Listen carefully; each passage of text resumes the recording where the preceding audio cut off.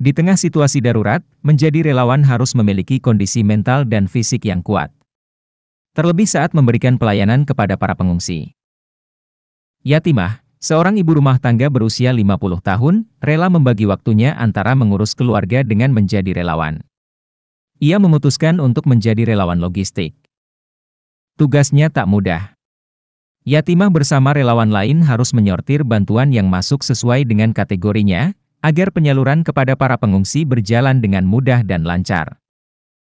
Yatimah dan kawan-kawan juga bertanggung jawab untuk memastikan tak ada pengungsi yang tidak tersentuh bantuan, serta tak ada bantuan yang tak sampai ke tangan pengungsi. Meski demikian, ia kadang merasa kesal dengan para pengungsi yang tak jujur. Menurut pengalamannya, ada beberapa orang yang mengaku belum mendapatkan bantuan padahal kenyataannya sudah dapat bantuan dari posko lain. Mereka dapat, mereka yang butuhkan kita kasih. Yatimah memutuskan menjadi relawan logistik karena hanya itu yang bisa dilakukan saat ini. Selain bisa membantu meringankan beban pengungsi, menjadi relawan memberikan kesan tersendiri baginya. Berbeda lagi dengan kisah relawan lainnya, Nur Buat, relawan asal Dusun Curah Kobokan, Desa Supiturang, Pronojiwo, Lumajang, Jawa Timur. Nur Buat bisa selamat usai berhasil melarikan diri dari luncuran awan panas.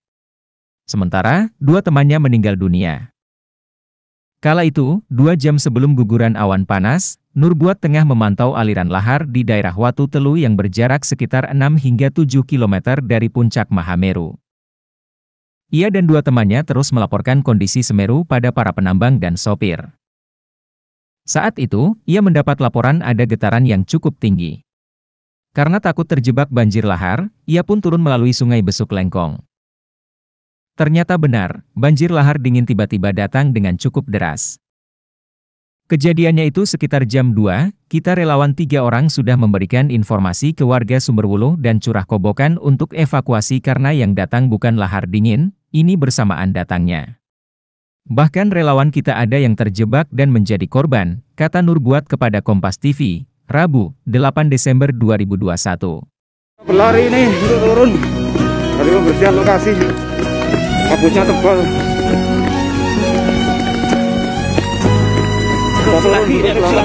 Erupsi lagi. Semakin tebal soalnya. Pertamanya lahar dinginnya datang, enggak tahunya ketika awan panas sudah muncul, lahar dingin berhenti, tiba-tiba ada dorongan dari belakang yang kecepatannya seperti mungkin kayak kapal jet. Jadi orang-orang tidak bisa menyelamatkan, tambah Nur Buat. Bahkan, relawan sudah memberikan informasi pada warga untuk evakuasi. Cerita lain dibagikan oleh Rosyad mengenai dirinya dan pengalaman selama menjadi relawan Semeru. Rosyad mengungkapkan, keinginannya untuk menjadi relawan merupakan mimpi terbesarnya.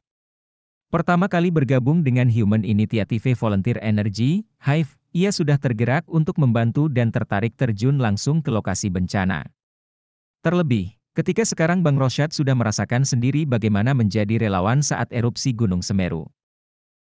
Ia mendapatkan banyak kisah dan pelajaran berharga yang membuatnya merasa merinding, haru, sedih, semua emosinya bercampur menjadi satu.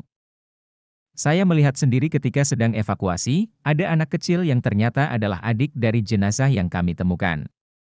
Jadi adik itu melihat langsung kondisi jasad kakaknya yang sedang kami evakuasi sudah terbujur kaku karena lahar dingin.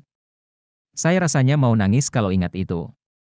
Enggak kebayang perasaan adik itu gimana lihat langsung jasad kakaknya yang seperti itu, katanya dengan penuh haru. Ada juga kisah ibu yang terus mencari anaknya, beliau terus-menerus menjelaskan ciri-ciri anaknya dan bertanya ke tim apakah anaknya sudah ditemukan atau belum. Begitu ketemu, ibu itu situasinya ada di pagar perbatasan karena kami temukan anaknya di area rescuer, jadi enggak bisa masuk untuk ketemu anaknya sendiri.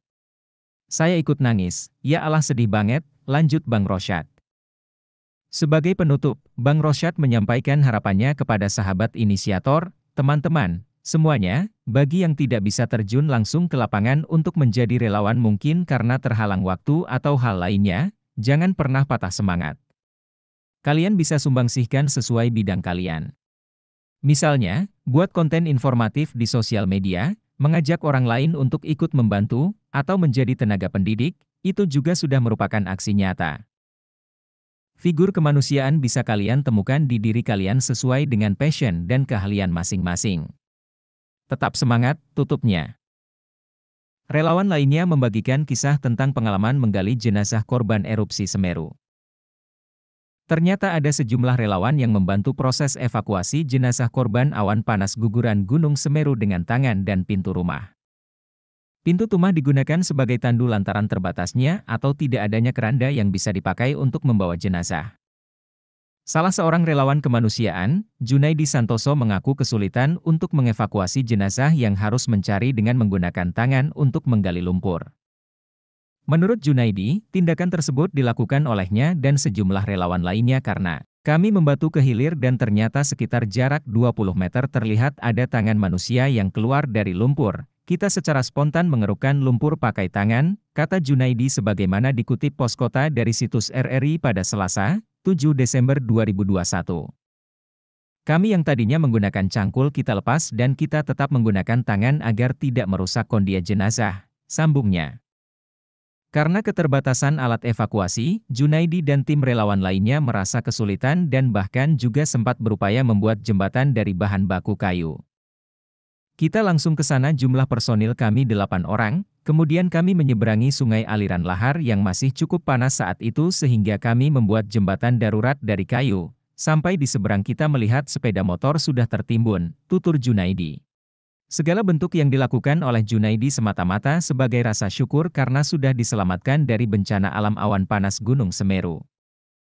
Junaidi dan timnya terus bergerak secara mandiri dan swadaya, termasuk membeli sejumlah nasi bungkus untuk diberikan kepada warga yang terdampak bencana alam tersebut. Ini hanya rasa kemanusiaan saja, saya dan teman dua sebagai rasa syukur bahwa kita merupakan golongan yang diselamatkan dari bencana dan sebagai rasa empati, imbuh Junaidi. Maka kita tergerak apa yang bisa kita lakukan dan kita membantu sampai proses pemandian jenazah, lanjutnya. Demikian, cerita dari Tradernesia dirangkum dari berbagai sumber.